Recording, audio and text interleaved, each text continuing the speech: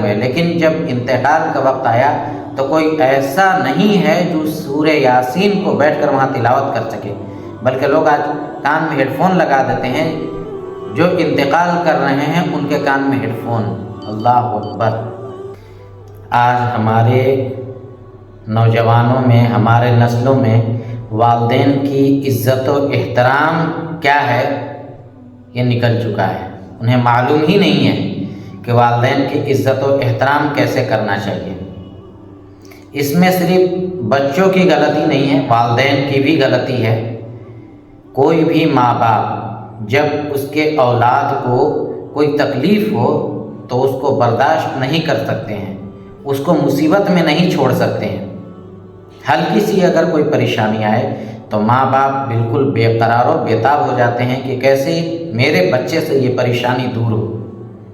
بچہ کس کے ساتھ رہ رہا ہے، کیا بول رہا ہے، کیا سیکھ رہا ہے، کیسی حرکتیں کر رہا ہے، اس کی زبان سے کیا الفاظ نکل رہے ہیں، ماں باپ کو اس پر کوئی توجہ نہیں ہے۔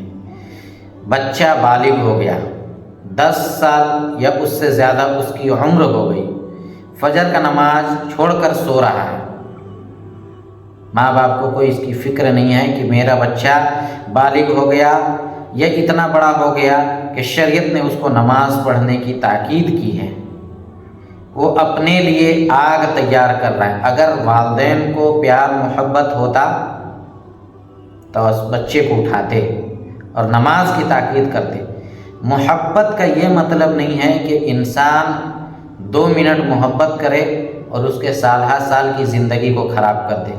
محبت کا مطلب یہ ہے کہ 2 منٹ اس کو تکلیف دیا جائے لیکن سالہ سال کی زندگی کو اس کی آباد کر دیا جائے۔ یہی بچہ جب بڑا ہوتا ہے والدین کی کیا عزت و احترام ہے اسے معلوم ہی نہیں ہے، دین کا علم نہیں ہے اس کے اندر۔ والدین کی عزت و احترام کیسے سیکھے گا؟ جب دین کا علم حاصل کرے گا۔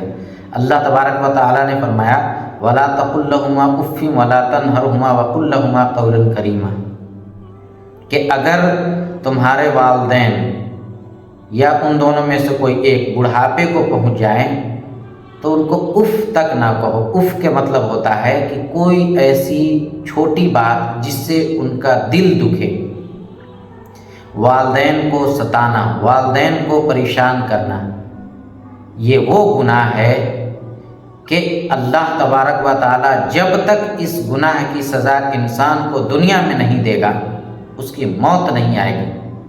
اور جتنے بھی گناہ ہیں دنیا کی، کوئی ضروری نہیں ہے کہ اس کی پکڑ اس دنیا میں ہو، لیکن والدین کی نافرمانی، والدین کو پریشان کرنا، والدین کے لیے مصیبت کھڑا کرنا، یہ ایسا گناہ ہے کہ جب تک انسان اس کی سزا اس دنیا میں نہیں بھگتے گا تب تک اس کی موت نہیں آئے گی۔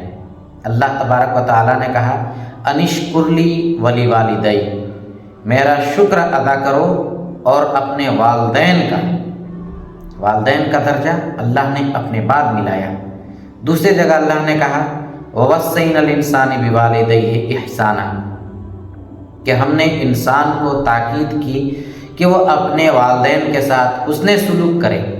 لیکن بچہ والدین کے ساتھ حسن سلوک کیسے کرے گا؟ جب والدین اس کو بچپنے سے سکھائیں گے کہ کیا صحیح ہے کیا غلط ہے۔ پہلے جب بچہ ماں کے پیٹ میں ہوتا تھا تو ماں روزہ رکھتی تھی، نماز پڑھتی تھی، نفل نماز فرائض واجبات کے علاوہ، ذکر و اذکار کرتی تھی، قرآن کی تلاوت وغیرہ کرتی تھی۔ لیکن آج یہ سب ہمارے معاشرے سے تقریباً ناپید ہی ہو چکا ہے۔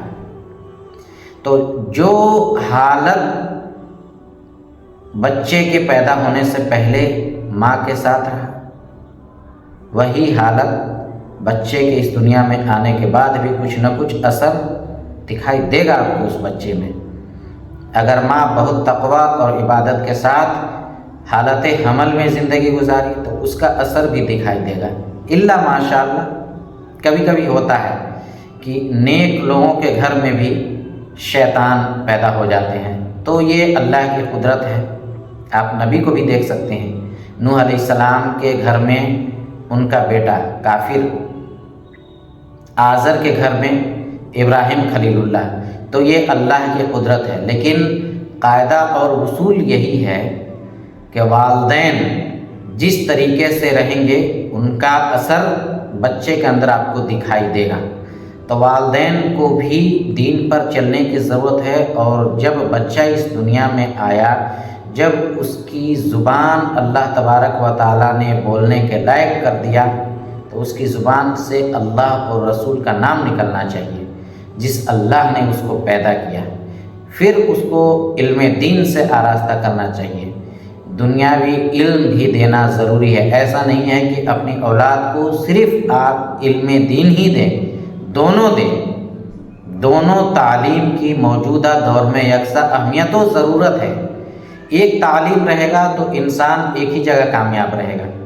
صرف اگر دین کا علم ہے تو آخرت میں کامیاب ہے، ہو سکتا ہے کہ دنیا میں اس کو مشقت اٹھانا پڑے، اور اگر دنیا کا اعلیٰ تعلیم آپ نے اس کو دلا دیا، دین کے علم سے آپ نے اس کو خالی رکھا، تو ایسے بھی معاشرے میں دیکھنے کو مل رہا ہے کہ بچہ بڑا ہو گیا، اچھے عہدے پر پہنچ گیا، کروڑ پتی بن گیا، پورے رشتہ دار بھرے ہوئے، لیکن جب انتقال کا وقت آیا تو کوئی ایسا نہیں ہے جو سورہ یاسین کو بیٹھ کر وہاں تلاوت کر سکے، بلکہ لوگ آج کان میں ہیڈ فون لگا دیتے ہیں، جو انتقال کر رہے ہیں ان کے کان میں ہیڈ فون، اللہ اکبر، یا موبائل بجا کر کے رکھ دیا۔